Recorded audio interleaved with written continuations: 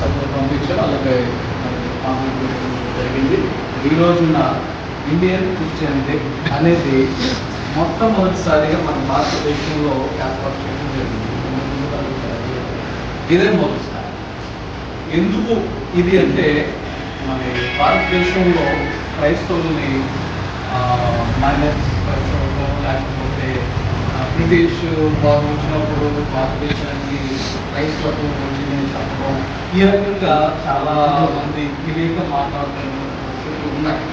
కాకపోతే మరి భారతదేశానికి క్రైస్తవ్యం అనేది ఎప్పుడు వచ్చింది, ఎలా వచ్చింది అని ఆలోచన చేస్తే మనందరం తెలుసు.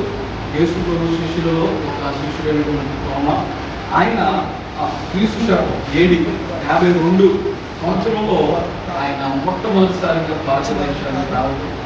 ఆయన 52వ సంవత్సరం నుంచి 72 సంవత్సరాలు 20 సంవత్సరాలు భారతదేశంలో అనేక ప్రాంతాల్లో పరిచయం చేయడం, అనేక మందిని సేవకులను లేకపోతే బిషప్లను ఆయన తయారు చేయడం, అభిషేకించడం, సంఘాలు నిర్మించడం. మరి హైదరాబాద్ మరి ప్రస్తుతం చెన్నై పిలవబడుతుందని ఆ కాలంలో మలబార్ అనేటువంటి పేరుతో పిలువబడేది. అలాగే చెన్నై ప్రాంతంలో మైలాపూర్ అనేటువంటి పేరుతో పిలువబడేది. ఆ ప్రాంతంలో ఆయనను చంపివేయడం జరిగింది. మరి ఆయన చంపివేసినటువంటి ప్రాంతం ఇప్పటికీ ఎయిర్పోర్ట్ దగ్గరలో మరి అక్కడ మనకి చెన్నైలో ఉంది. అలాగే సెయింట్ థామస్ చర్చ్ అని కూడా మరి చెన్నైలో బీచ్ దగ్గర కనబడుతూ ఉంటుంది. ఆయన సమాధులు అక్కడే ఉంది ప్రస్తుతానికి. అయితే ఇది తెలియక చాలా మంది క్రైస్తవం అనేది భారతదేశానికి మధ్య వచ్చింది అని చెప్పుకునే మనుషులు. కాకపోతే ఇది క్రీస్తు శకం 52వ సంవత్సరంలోనే మన భారతదేశానికి మరి యేసు ప్రభు శిష్యులలో ఒకడైనటువంటి తోమాల ద్వారా రావడం అనేది, మన ఆయన జూలై 3వ తేదీన చనిపోవడం అనేది జరిగింది.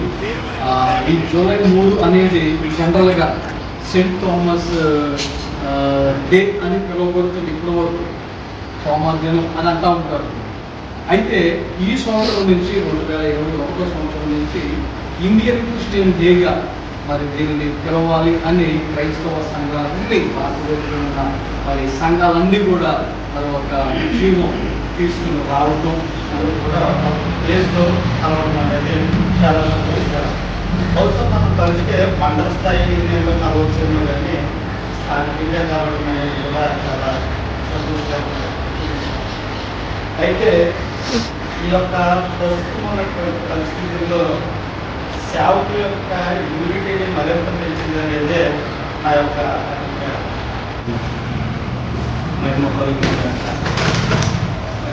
ప్రాముఖ్యత గురించి తెలియజేసిన సోదరుని బట్టి స్థానిక ప్రయోజనంలో సమావేశానికి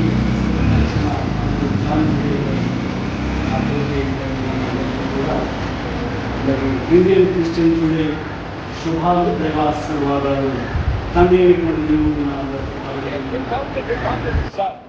that whosoever believeth in him should not perish, but have everlasting life.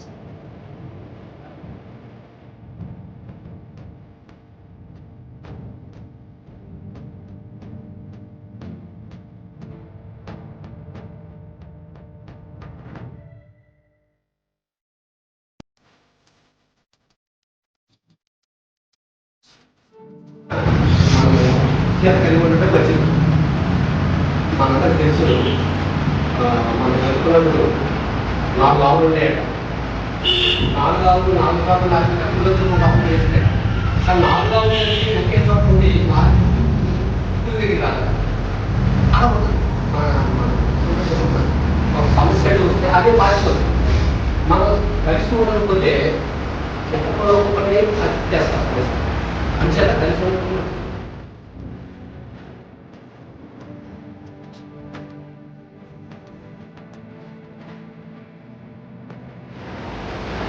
రోజు మండలం మండలంలో కార్యక్రమాలు చూసిన తర్వాత ముందుగా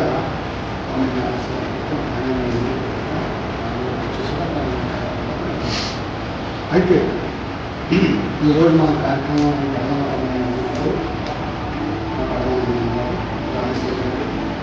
అదే రీతిగా అయితే మీ మధ్యలో కూడా నేను చెప్పాను చక్కగా మా జులాయిలు ఇండియన్ క్రిస్టియన్ డే సందర్భం చక్కగా మా అందరూ మా తోటి మా ఫోటో పెట్టారు ఫస్ట్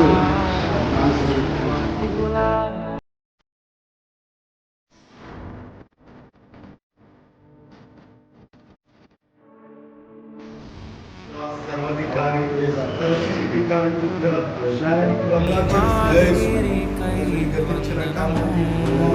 కాచి కాపాడి చేస్తుంది